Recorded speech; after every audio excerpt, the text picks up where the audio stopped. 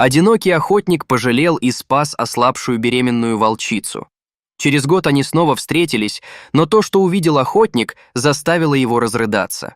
Майкл был опытным охотником, живущим в уединенной хижине на Аляске. Однажды морозным утром он отправился на охоту вглубь леса. Снег скрипел под его ногами, когда он осторожно пробирался через густые заросли. Внезапно Майкл заметил что-то необычное на небольшой поляне.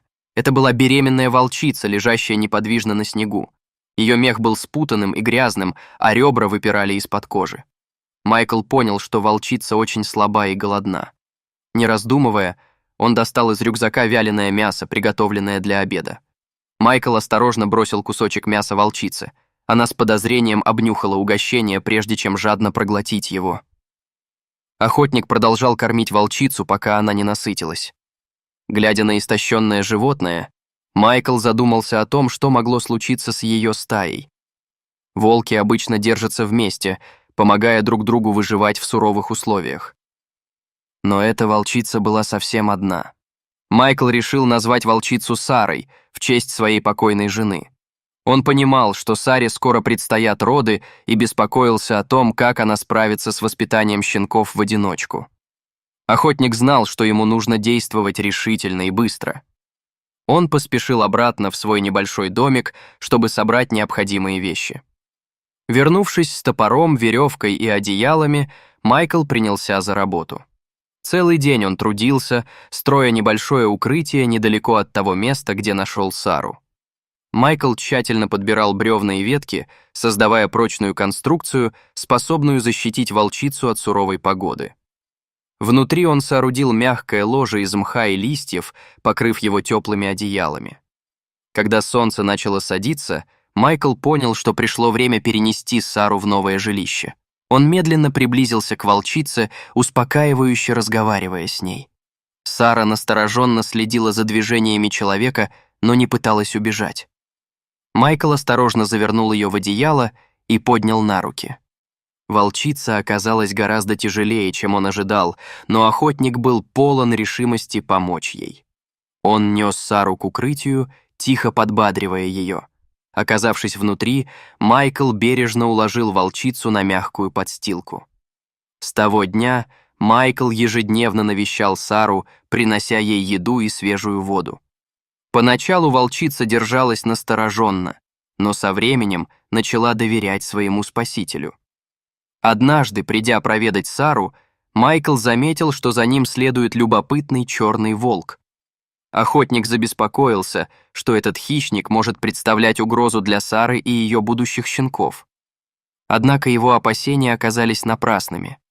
Черный волк, которого Майкл назвал Смоки, проявил удивительную заботу о Саре. Он часто приносил ей небольшие кусочки пищи и грел ее своим телом в холодные ночи. Майкл был поражен этой необычной дружбой между волками и с интересом наблюдал за развитием их отношений. Зима выдалась особенно суровой. Майкл продолжал заботиться о Саре, проводя с ней все больше времени.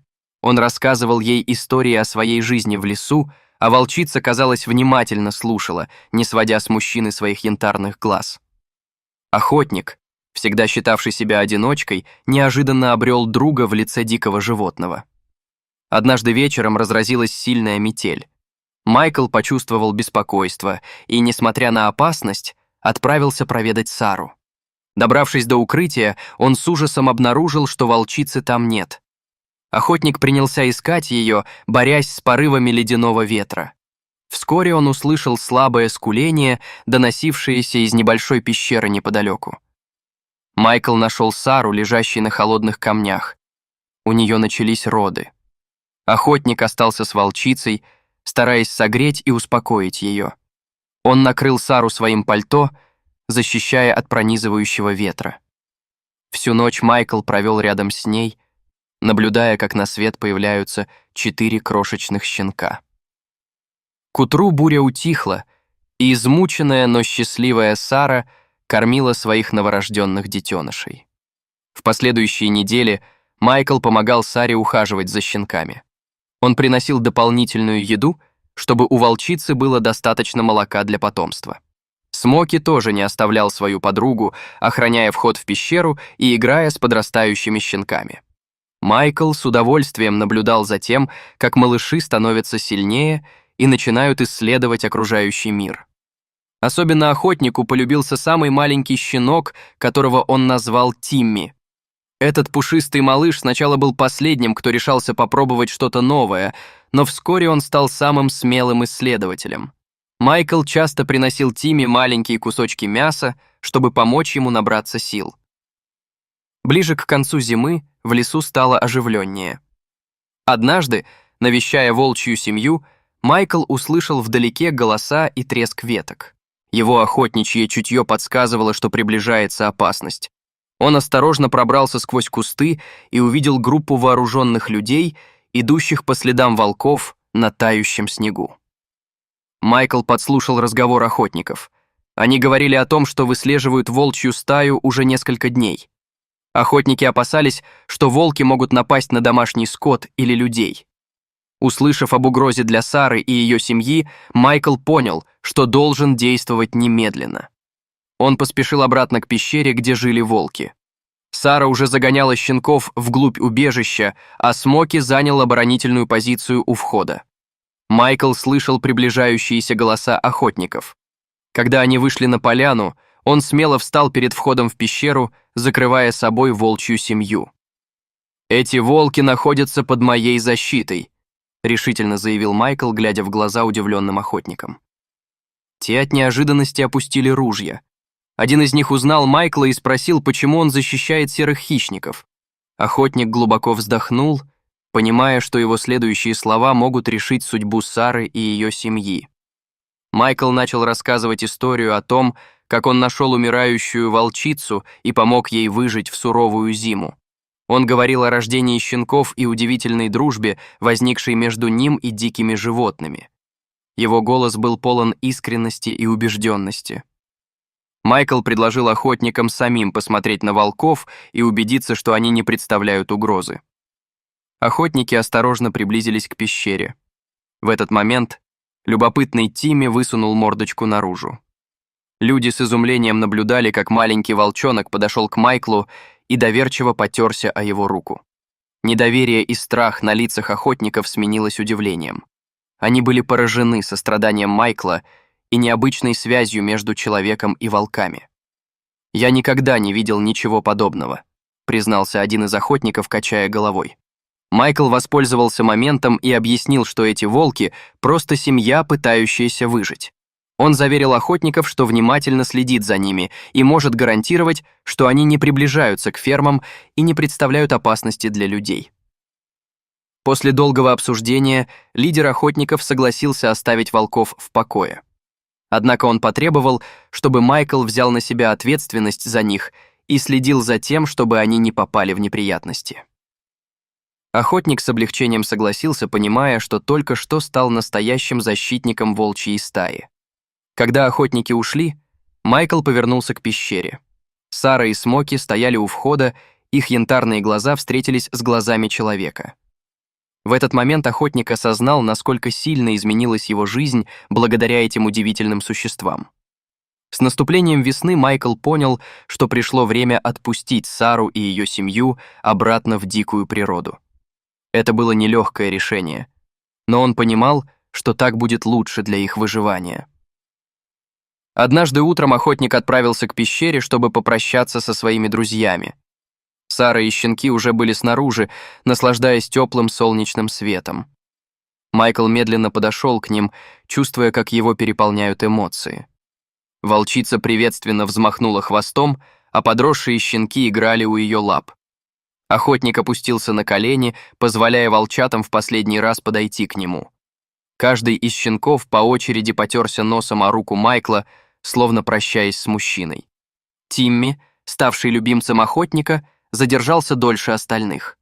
Майкл ласково погладил его по голове, пытаясь скрыть наворачивающиеся на глаза слезы. Наконец, охотник повернулся к Саре. Он нежно почесал ее за ушами и поблагодарил за доверие и за то, что она показала ему новую сторону природы, о которой он раньше и не подозревал. Сара лизнула руку Майкла, словно понимая важность момента. Затем волчица тихо гавкнула, подзывая своих щенков. Они собрались вокруг нее, готовые отправиться в путь. Майкл встал и отступил назад, давая волкам возможность уйти. «Пора вам снова стать дикими», — сказал он дрожащим голосом. Сара бросила на своего спасителя последний взгляд и повела семью вглубь леса. Смоки, немного помедлив, последовал за ними. Майкл долго стоял на поляне, вслушиваясь в звуки удаляющихся шагов. Его переполняли грусть и умиротворение одновременно. Вернувшись в хижину, охотник достал блокнот и начал записывать историю своей необычной дружбы с волками. Он понял, что это приключение навсегда изменило его взгляд на лес и его обитателей. Прошел год. Однажды осенним днем Майкл бродил по лесу, собирая ягоды, когда услышал знакомый звук. Это был волчий вой, но в нем было что-то особенное. Сердце охотника забилось быстрее, когда он начал осматривать окрестности. На краю поляны он увидел зрелище, от которого перехватило дыхание. Там стояла Сара, ставшая еще красивее и сильнее, чем раньше. Рядом с ней были 5 взрослых волков, ее выросшие щенки и верный Смоки. Вой Сары эхом разносился по лесу. Казалось, она узнала место, где когда-то Майкл спас ей жизнь. Знакомая обстановка, вероятно, пробудила в ней воспоминания, и она инстинктивно подала голос. Глаза Майкла наполнились слезами, когда он смотрел на волчью семью. Они выглядели здоровыми и счастливыми. На мгновение взгляд Сары встретился с глазами охотника, и ему показалось, что она узнала его, вспомнив доброту, проявленную им год назад. Сара снова завыла, и на этот раз к ней присоединились ее взрослые дети. Их голоса слились в прекрасный дикий хор, от которого у Майкла по спине пробежали мурашки. Он смеялся и плакал одновременно, потрясенный этим неожиданным воссоединением. Охотник заметил, что один из волков выделялся среди остальных своим любопытным поведением. Он узнал в нем повзрослевшего Тимми, который все еще сохранил свой беззаботный дух. Тимми сделал несколько шагов в сторону Майкла, словно вспоминая человека, который когда-то заботился о нем. Несколько драгоценных минут волчья семья стояла на краю поляны, словно позволяя Майклу убедиться, что с ними все в порядке. Охотник заметил, что Смоки по-прежнему находился рядом с Сарой, подтверждая, что их необычная дружба выдержала испытание временем. Затем, словно по безмолвной команде, Сара повернулась и направилась в лес. Ее дети и Смоки последовали за ней. Тимми задержался на мгновение, бросив последний взгляд на Майкла, прежде чем скрыться в зарослях вслед за остальными. Когда волки исчезли из виду, сердце Майкла переполнилось радостью и гордостью. Он всегда считал себя простым охотником, но теперь понял, что стал частью чего-то большего. Его доброта и сострадание не только спасли Сару и ее щенков, но и навсегда изменили его самого так, как он даже не мог себе представить.